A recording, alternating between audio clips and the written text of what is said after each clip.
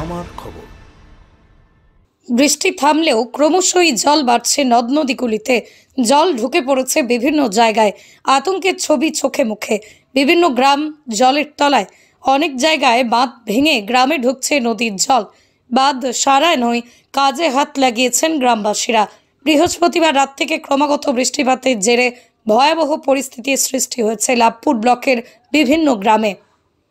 কুয়ে নদীর জলে প্লাবিত হয়েছে ঠিবা পঞ্চায়েতের কান্দরকুলো, খাপুর, হরিপুর, চতুর্ভুজপুর, জয়চন্দ্রপুর সহ আরও বেশ কয়েকটি গ্রাম।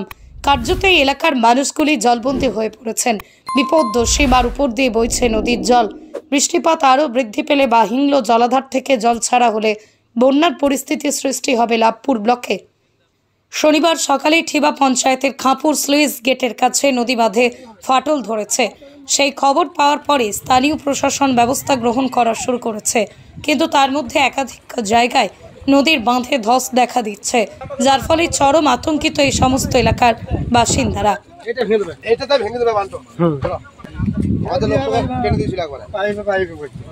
আমাদের এলাকায় এখন আতঙ্কিত ভাবে বসবাস করছি, কারণ আকাশ বৃষ্টি প্রচুর পরিমাণে হয়েছে এবং জলাধার থেকে জল ছাড়ার ফলেও যে সমস্ত আমাদের নদী উপচে পড়ছে, কিছু কিছু জায়গাতে ভাঙানোর আশঙ্কা, নদীর বাঁধে ফাটল ধরেছে।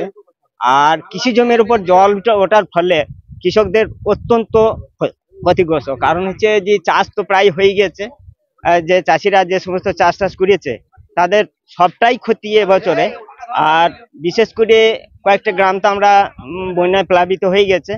আর নদী ভাঙনের আশঙ্কা, যেমন এখানে ঠিবা অঞ্চলে যে খাঁপুরের সুইচ গেট এবং জয়চন্দ্রপুর, চতুর্ভুজপুর, খাঁপুরের দিকে যে নদী ভাঙনের যে একটা আশঙ্কা, সেটা থেকেই গেছে।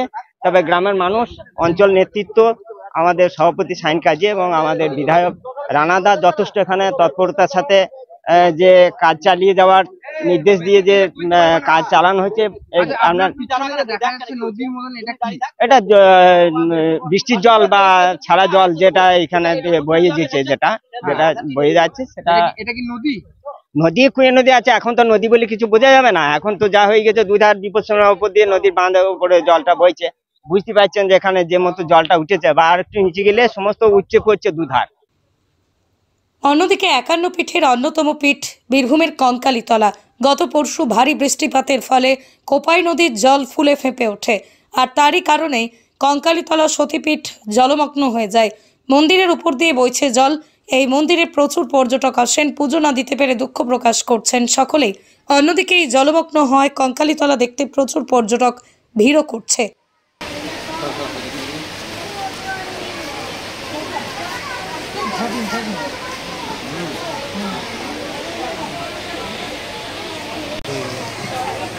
আমি এই কঙ্কালী মন্দিরে পুরোহিত। মায়ের এরকম এটা মাঝে মাঝে হয়, বুঝলেন, বন্যা হলেই, বৃষ্টি বেশি হলেই এই কঙ্কালী মন্দিরে প্রায় এক গলা জল হয়ে যায়। তখন আমরা মন্দিরের ভেতরে পুজো করতে পারি না, মাকে নিয়ে আসা হয়। মায়ের পিকচারটা শিব ঘরে আনা হয়, উঁচু জায়গায় শিব ঘরে এনে ওই মায়ের পুজো হয় আর শিবের পুজো হয়। তারপরে জল যখন কমে যায়, যখন জলটা কমে যায় তখন আবার মায়ের সেই ছবি এনে এখানে আবার তখন পুজো করা হয়। কাল থেকে কি অবস্থায় রয়েছে? কাল থেকে মায়ের অবস্থা সাংঘাতিক। এখানে জল এখন কমে নাই, আস্তে আস্তে কমছে। মনে হয় যে বিকালের মধ্যে জল অনেকটা কমে যাবে, তখন মাকে আবার এইখানে মায়ের ঘরে নিয়ে আসবে, দিয়ে পুজো বন্ধ। এখন ওখানে পুজো চলছে না, ওই পুজোটা এখন শিব ঘরে হচ্ছে, শিবের আর মায়ের। কখন সরানো হয়েছে মাকে সরানো হয়েছে কালকে একটা পিকচার ছিল আনা হয়েছে, আর আজকে আনা হয়েছে। মোটামুটি আজকে ধরুন আজকে সকালেই আনা হয়েছে, ভোরের দিকে। হ্যাঁ, ভোরের দিকে।